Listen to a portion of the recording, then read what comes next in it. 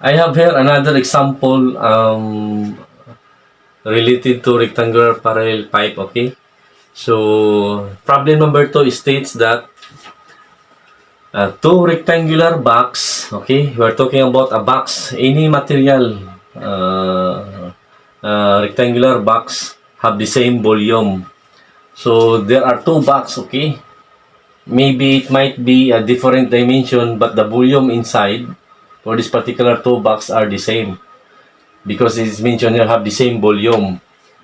Now, if the dimensions of the second box is 24 inches by 12 inches by 18 inches, calculate the height of the first box.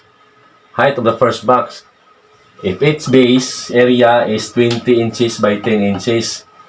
And also, find the interior diagonal length of the first box. Okay, guys? So, solution.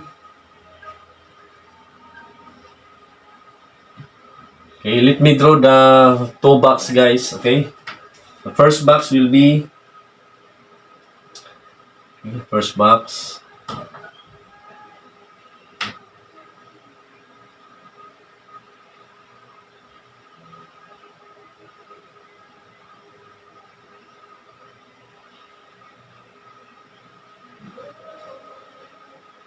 Okay, length. Let me designate this as a L1, meaning first box. Length of the first box, okay, is equal to how much?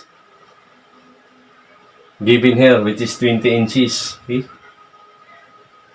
and the width, okay, W1 is equal to 10 inches, and the height, each one is unknown. Okay, so first box, okay, first box, this is the first box.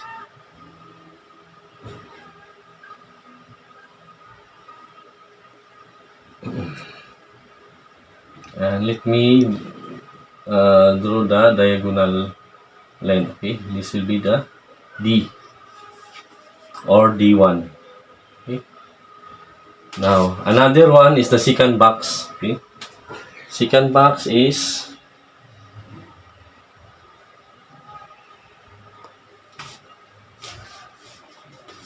given the dimension here.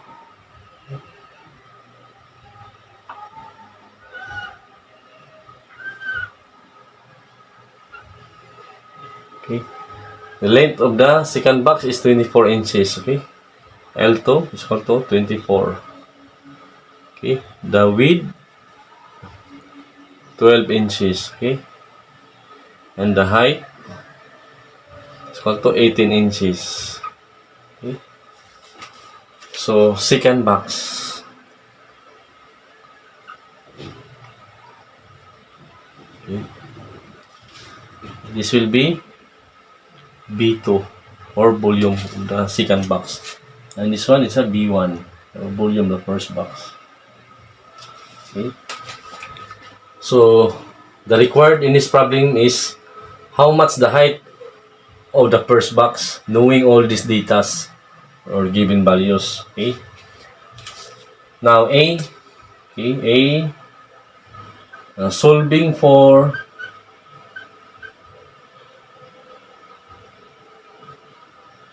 the height,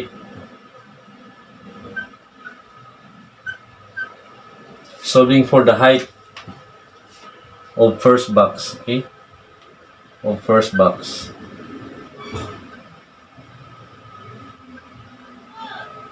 This H1. Okay,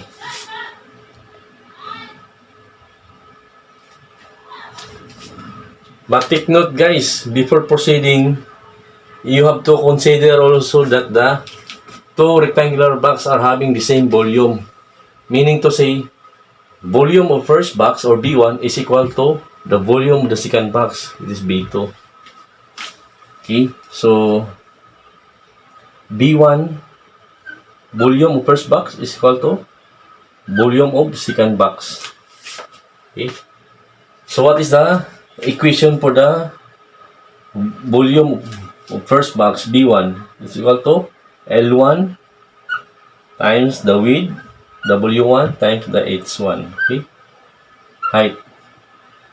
And volume 2 is equal to the length times the width of the second box times the height of the second box.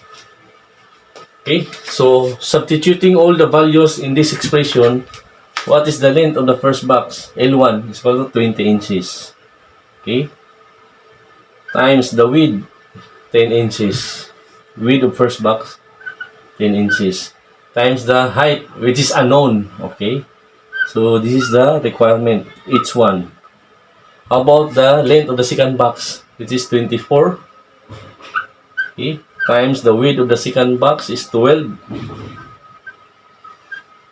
Times the height of the box is 18 inches. Okay, so to simplify this equation, 20 times 10 is equal to 200. Okay, times the height of first box is equal to 24 times 12 times 18 is equal to 5,184. Okay, so bring down 200. Okay, cancel. So the height of first box is equal to, how much is one, guys? 5,184 divided by 200 equal to 25.92. What's the unit, guys? Inches. Okay, so this is inches. So this is the height of the first box. Okay, so we already calculated the height of this first box, which is equal to 25. Now the second requirement is, how much the interior diagonal length of the first box? This one, we're talking about the first box, or D1 or D. So number 2, letter B. Okay, solving for the diagonal length. Okay, diagonal length of first box. Okay, first box,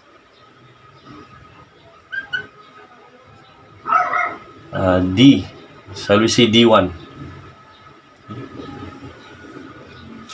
So what is the formula, guys? As we studied earlier, the diagonal length of a rectangular parallelepiped, or the interior or internal diagonal length of the rectangular parallelepiped, we have, the equation is D is equal to the square root of the squared of each sides. Okay, so L squared summation plus the length squared plus the height squared. Okay, so we're talking about the first box. Okay, first box. Okay, now substituting all the values, all the dimension of the first box, then we have square root of, how much the length? 20. Okay, squared plus, how much the width? 10 inches. Okay, squared plus, how much the height? Each one we have already calculated here, which is 5.92 inches. Okay, squared. Now to simplify further, we have square root of, yes, square root of, how much is this? 1,171. Okay, 0.8464. Okay, simplifying these values. Okay, and sum of the three values. So square root of 1,171.8464 is equal to 34. Okay, 34.23 inches. So this is the diagonal length, internal diagonal length of a first box. How much, guys? There are 34.23 inches. Okay, this is 3, huh? Guys. Okay. Our unit is in terms of inches. Okay, 34.23 inches. This one. Okay. So again, guys, I hope you understand this simple problem regarding this rectangular geometry. Okay, so I'm expecting also that the students should study regarding this principle, how to determine values of dimension of the rectangular, knowing some parameters like the volume. If the volume are equal to each other, then you have to equate two volumes and apply the equation for each volume. Okay, guys? But this one, guys, you have to remember this formula, on how to find the length of the interior diagonal of a rectangular parallel pipe. This is the standard formula, okay? So again,